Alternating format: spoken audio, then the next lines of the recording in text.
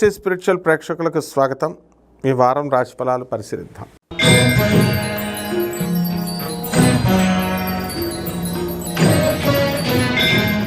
కుంభరాశి.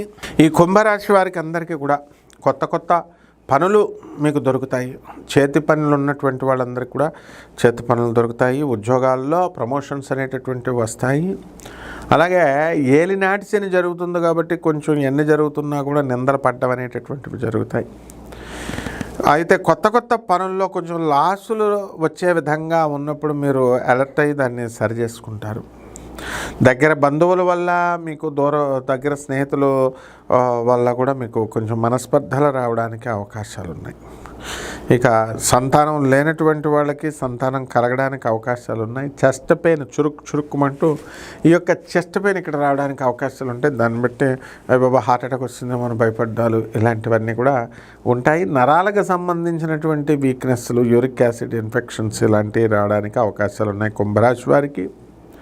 అలాగే కుంభరాశి వారు వాళ్ళ బావమరుదులంతా కూడా ఎంతో వృద్ధిలోకి రావడానికి అవకాశాలు ఉన్నాయి. అలాగే వీళ్ళ సోదరులు వీళ్ళంతా కూడా కొత్త కొత్త వ్యాపారాలు ప్రారంభిస్తారు. అలాగే ఫ్యాన్సీ షాపులు, బట్టల షాపులు, హాస్టల్స్, పచ్చళ్ళు, విదేశాలకి ఎక్స్పోర్ట్స్, ఇంపోర్ట్స్, బిజినెస్లు ఇవన్నీ కూడా పెట్టుకోవడం అనేటటువంటివి జరుగుతాయి.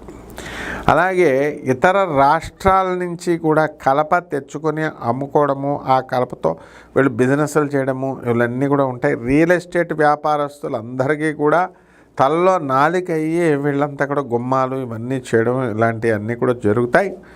బంధుమిత్రులతో వాళ్ళ యొక్క కార్యక్రమాలన్నీ కూడా ఈ యొక్క కుంభరాశి వారు చేయడం అనేటటువంటివి జరుగుతాయి. అయితే కుంభరాశికి ఏలినాటి శని జరుగుతుంది కాబట్టి ఇతరులతో చాలా జాగ్రత్తగా ఉండాలి. వాళ్ళ స్త్రీలైనా పురుషులైనా సరే.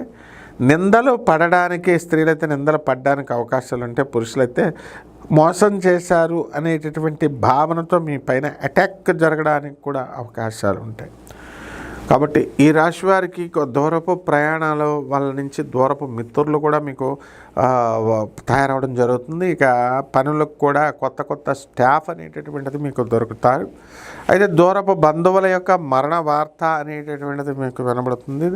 అలాగే ఈ యొక్క ప్రయాణాల దగ్గరికి వచ్చేసరికి మీరంతా బ్రహ్మాండంగా ప్రయాణాలు అనేటటువంటివి విరివిగా ఈ వారంలో చేయడం జరుగుతుంది. పరిహారాల దగ్గరికి వచ్చేసరికి మహాకాళి అమ్మవారి యొక్క మంత్ర జపాన్ని చేసుకోండి. శ్రీచక్రార్చన చేసుకోవాలా. అందువలన ఈ యొక్క లలిత సహస్రనామాలతో మీరు పూజ చేసుకోవడం ద్వారా బ్రహ్మాండంగా ఉంటుంది.